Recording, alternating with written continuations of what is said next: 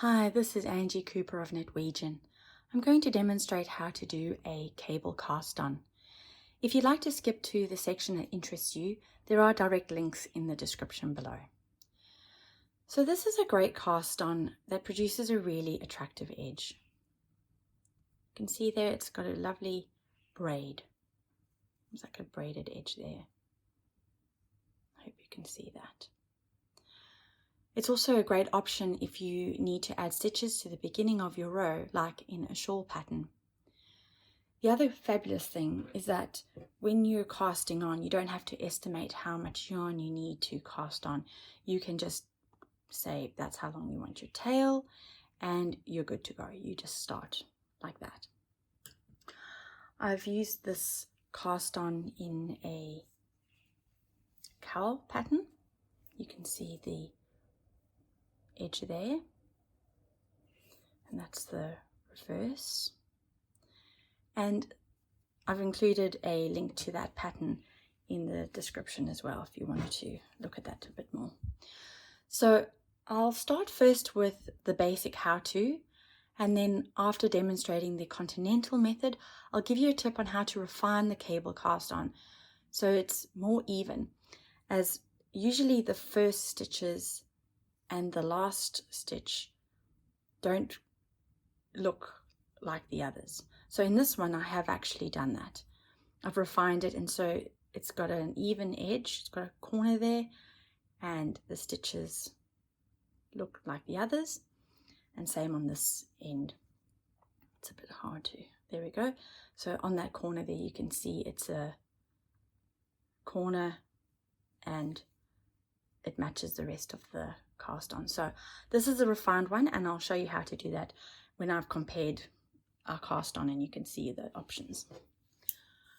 Okay, so we'll start by creating a slip knot.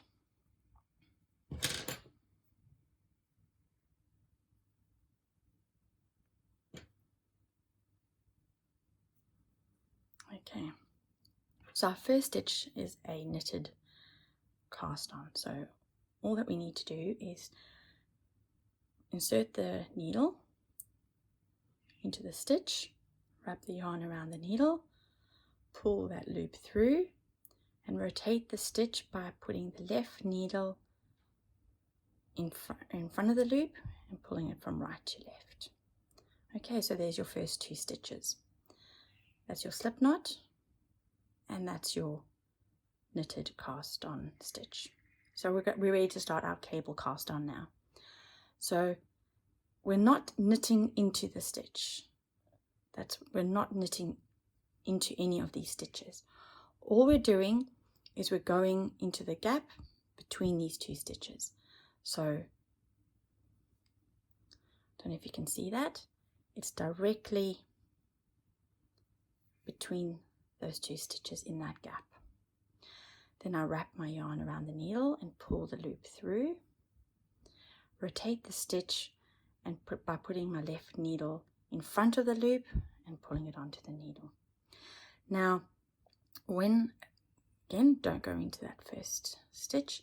We go into the gap between the first and, well, the stitch we just made and the one before.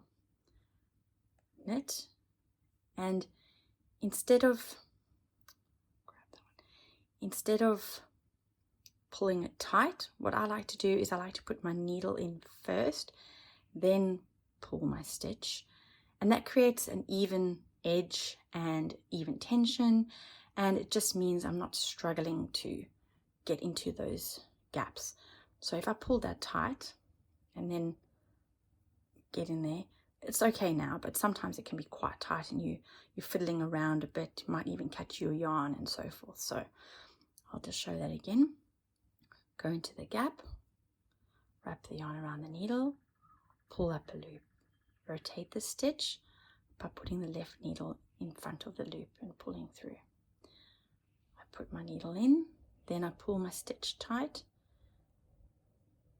wrap my yarn around the needle, rotate the stitch,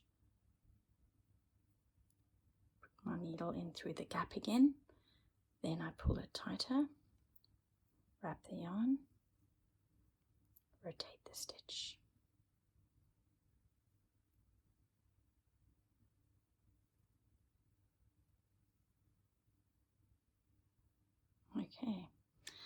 So now I'll show you the Continental version. It's exactly the same, but it's maybe easier when you see it. All right, so we don't put the needle through the stitch, we put it through the gap. Wrap the yarn around the needle, pull that through. Rotate the stitch by putting the left needle in front of the loop, and then I put my needle between, ready to go for the next stitch, and then I pull the stitch tighter. So the needle's in the gap, not in a stitch. Wrap the yarn around a needle. It's a bit tricky for me with Continental. Oh, there we go. Kind of have to do it in one flowing movement. Pull up the loop, use my left needle to go in front of the loop and pull the loop tighter once I've put my needle in there. I'll show it one more time. Okay.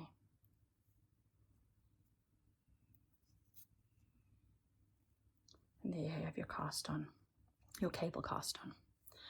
Okay, so now that we've got a few stitches on the needle, we can see there's a bit of a hole there at the beginning of that first stitch.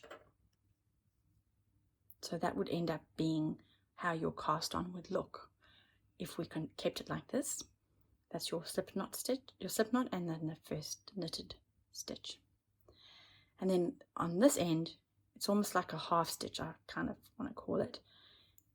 There you've got your beautiful braid, and there you've got like a stitch that hasn't got anything to anchor it. So this is fine if you're seaming your cast on edge. So like in that cowl that I showed you, if we seam it together at the end, that will close up.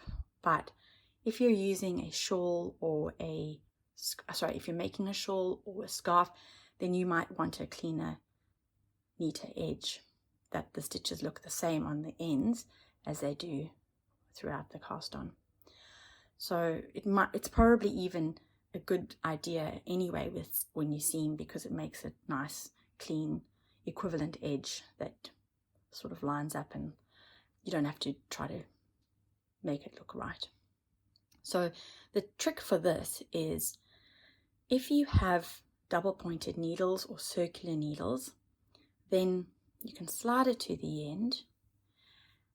And if you have straight needles, you can just put a stitch marker in these two beginning stitches, and then when you come back and knit that, instead of knitting those two stitches, you can just pull it off then.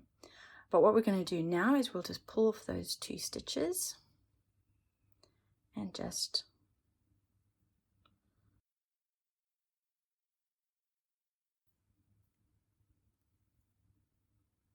usually this just really comes undone very easily. There you go. So I've just pulled that out and it's released it. So now you can see my first stitch looks as good as the rest of the stitches. So the trick with this is that you need to cast on 3 stitches more than your pattern calls for. So say your pattern calls for 20 stitches to be cast on, you need to cast on 3, because 1, we've just gotten rid of those 2, and now this third one over here we're going to get rid of next. So make sure that you add those extra 3 to the cast on that the pattern calls for.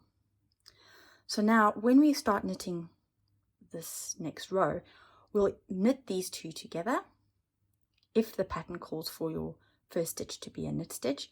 If it needs to be a purl stitch, then you'll purl these 2 together. And that's about it. So let me just knit those 2 together. And there you go. Just quickly knit to the end of the row, and then you can see what it looks like now.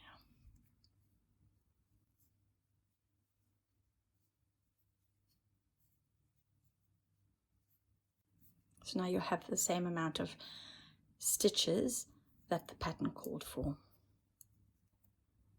So there's your cast on that's got a bit of a neater finish, and all the stitches look the same. So if you're knitting in the round and you want that lovely braided edge that would usually end up on the wrong side, you rather want to show it on the right side, please see the video I've created to demonstrate how to do this. You can find the link in the description below. If you have any comments or suggestions, feel free to leave me feedback in the comments below. Thanks so much for watching.